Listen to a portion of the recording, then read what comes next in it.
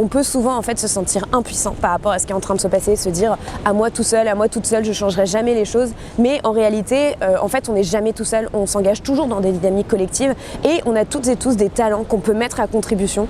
Aujourd'hui, on vit ce que le philosophe Baptiste Morisot appelle la crise de la sensibilité. C'est comme si on était devenu d'une certaine manière insensible, qu'on s'était déconnecté du monde vivant et qu'on avait oublié qu'on était des vivants parmi les vivants. Une des manières aussi de faire face à l'urgence écologique, eh bien, c'est de se reconnecter à ce monde vivant, de se reconnecter à nous-mêmes et d'arrêter de penser que nous sommes les seules formes de vie intéressantes.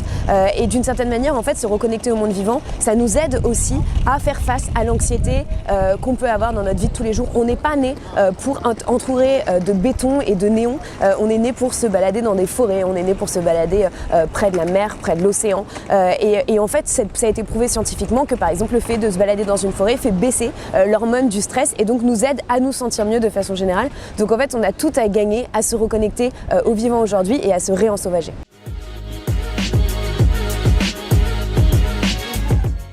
Bonjour, je m'appelle Paloma Moritz, je suis journaliste, réalisatrice et responsable de la rubrique écologie du média indépendant Blast. De façon générale, aujourd'hui, on décrit l'éco-anxiété comme une angoisse des effets du dérèglement climatique et de l'extinction de la biodiversité qui sont déjà là et qui vont devenir de plus en plus importants avec le temps. Donc c'est un peu cette angoisse du fait que le futur est déjà là. Mais j'aurais envie plutôt de définir l'éco-anxiété comme un décalage entre une conscience très forte de la gravité de la situation actuelle et une incompréhension face à l'inaction des politiques et face aussi à l'apathie qu'on peut ressentir dans la société face à l'urgence écologique. Donc cette impression en fait que voilà, la maison est en train de brûler et que d'une certaine manière tout le monde s'en moque un peu et qu'il n'y a pas du tout des actions assez à la hauteur de l'urgence de la situation dans laquelle nous sommes. Et je pense que c'est ça qui crée le plus d'angoisse aujourd'hui, c'est vraiment cette inaction et cette passivité par rapport à ce qui est en train de se passer. Aujourd'hui, les personnes qui sont le plus touchées par l'éco-anxiété, ce sont plutôt les jeunes parce que ce sont aussi les personnes qui sont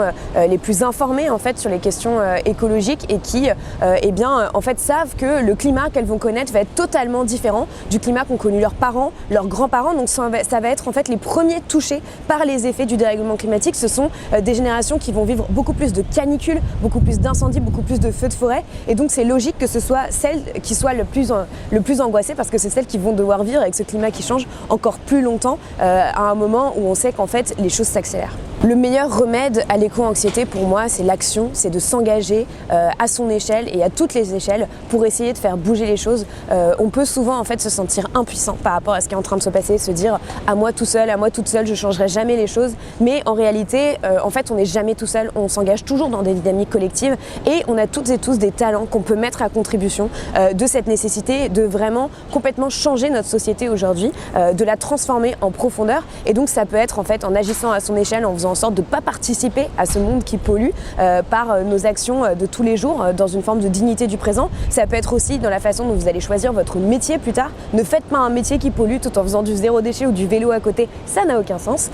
Et enfin, c'est aussi de s'engager dans des associations, dans des dynamiques collectives et de se mobiliser pour toujours créer des rapports de force avec les pouvoirs publics pour demander des actions à la hauteur du défi actuel.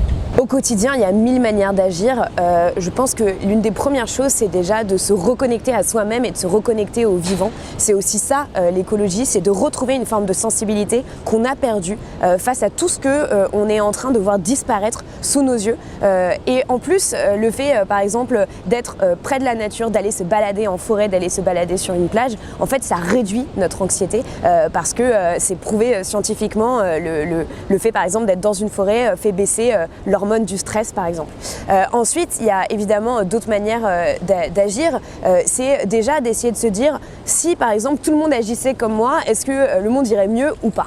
Donc, tout simplement, c'est d'essayer de consommer le moins de viande possible, de faire attention à son utilisation d'eau, d'essayer de ne pas avoir une banque, par exemple, qui finance les énergies fossiles si vous avez une banque, et en fait de ne pas acheter des produits qui contribuent à détruire le monde, qui contribuent à la déforestation alimentation ou autre. Donc c'est plein de petites choses qui sont finalement assez logiques quand on y pense. C'est vraiment de revenir à un minimum de sens. Il y a une chose qui est très importante par rapport à la situation dans laquelle on est aujourd'hui, c'est qu'il y a un maximum de personnes qui comprennent à la fois l'urgence du problème, la gravité du problème et la complexité du problème. Et donc ça passe notamment par exemple par essayer de faire des projections de documentaires autant qu'on peut, que ce soit dans les écoles, que ce soit dans votre ville ou autre, mais aussi de partager au maximum les contenus qui vous ont permis de comprendre en fait l'urgence écologique autour de vous.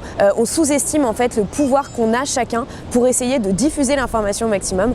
C'est important aussi de soutenir au maximum les médias indépendants et donc voilà, propager l'information autour de vous parce que ça créera des conversations passionnantes et ça va vous permettre aussi de discuter sur des bases communes avec les personnes qui vous entourent et donc de faire en sorte que chacun d'une certaine manière avale la pilule verte comme dans Matrix.